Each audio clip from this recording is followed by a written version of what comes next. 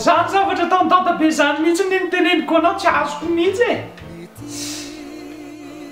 Ka i bebe zao efa mpanao sport dia tsy mahay an'izany. Le dia efa io zany fomba fanaovana an'ilay izy. Tsy asiako makaty intsona manaraka dadabe mihinana miaraka amiko. Ahoana kosa anao miteny an'izany? Ina mba mahafantatra anao fa antsika anie malalao jus fotsiny. Ahoary aloha hamono baolina kely bebe.